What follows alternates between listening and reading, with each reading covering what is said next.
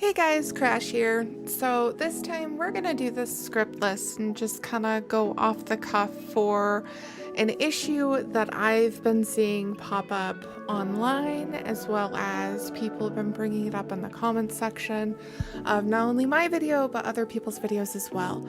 And it's something that I want to address, as I think that honestly the way that they're looking at it is very small-minded. Okay, post-recording Crash here. I noticed one thing when listening to the audio previously, and I wanted to clarify something.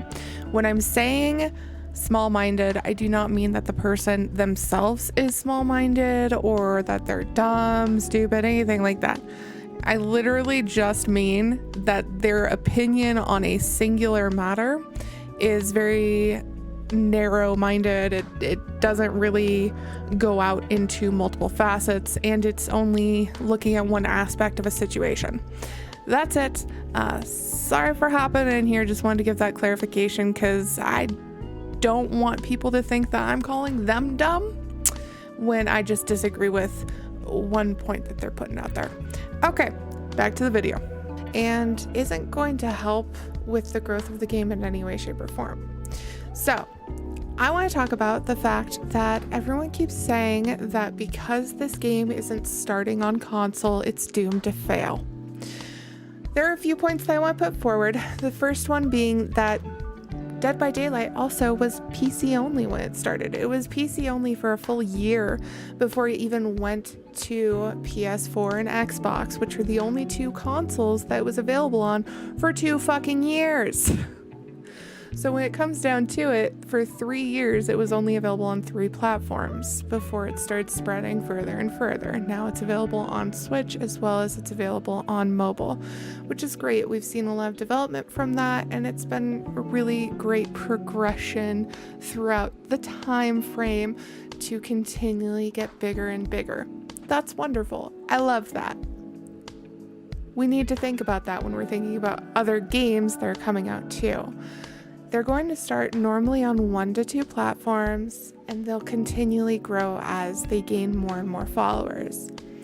2, the game's success has nothing to do with which platform it's on. Okay, I don't know how to put this other than, yo, that's not the way that games work, dude. I've seen so many games continually succeed on a single platform. There's so many PlayStation exclusives, so many Xbox exclusives, and so many freaking PC exclusives. As long as it has a dev team that actually cares about it, which in this case, it does, it will continue to grow. And as it continues to grow, there's the possibility of growing into other platforms like DVD did. Basically, when I'm looking at the situation and people keep saying that it's doomed to fail just because it's going to be PC only, I'm kind of laughing to myself like, dude, have you seen any of the PlayStation exclusive games that have blossomed over the years? And I mean, there's a lot of games that I can think of that started on multi-platforms that were, competitors to Dead by Daylight that crashed and burned pretty epically. I mean, Resident Evil Resistance still has a community on PlayStation. That's pretty cool, but even that's been dying pretty epically. It's non-existent on PC now. It's, I think, averaging between 40 and 50 players. It's really sad. When it used to be over 4,000. So, it's one of those things that if you look at a game that started on multiple platforms that failed, what did they do wrong? Well, it wasn't obviously because they started on 1 platform only. They started on 3. Their problem was they had a dev team who didn't care about the game. Capcom gave their fucking game over to Neobards, and Neobards just kind of did whatever Capcom told them to. Without ever sitting there and saying, hey, this is what the community keeps telling us. They keep telling us that it's really not fun to go against gun masterminds, and the fact that survivors are just too overpowered and given too many resources throughout the entire map and yada yada yada. Over and over again, they completely disregarded every single thing that anyone ever said. Fun times. I remember we had a 2-hour-long discussion amongst all of the bigger streamers of the game when they came out with a very large change where they were adding things like Shotguns Area 2, and they were adding a ton of stuff to the game. They gave us the patch notes like a week before, and all of us got together and literally just sat there yelling about the devs for 2 hours on everyone's streams, and it was awful. We knew it was coming. We knew it was the final blow to the game. We knew that Neobards wasn't going to fight Capcom on this. They were just going to do what Capcom told them to, and that Capcom just didn't give a fuck. They were getting money off of it. Didn't matter. They were still getting money regardless. So who cares?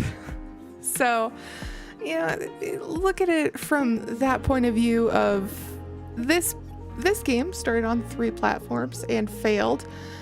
And then there's also the Predator one. That game bombed pretty epically. That also started on 3 platforms. So when you're sitting there and your argument is purely that you think that a game is going to completely fail purely because it's not launching on multiple platforms, I would like to look you dead in the eyes as I say, you're wrong. You're just wrong. It's a very simple-minded way to look at things. It absolutely doesn't take into effect any of the other variables that come into play on whether a game actually succeeds or fails. And the vast majority of reasons why games fail is because devs don't give a fuck about their game.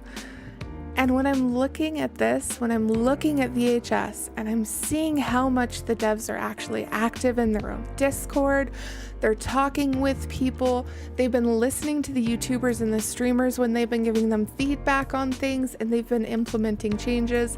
There was a time in the Discord about a week or 2 ago where an issue was brought to them from the community about some of the outfits that are in the game.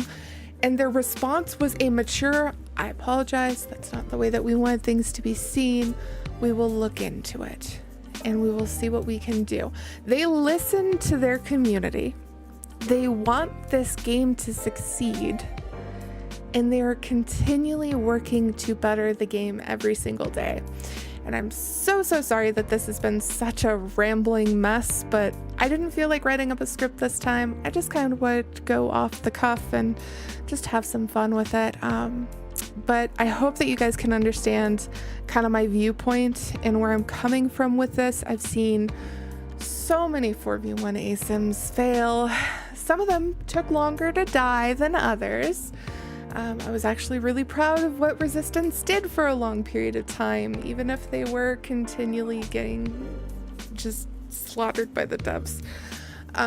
But, you know, I've wanted to see more variance in this genre for so long.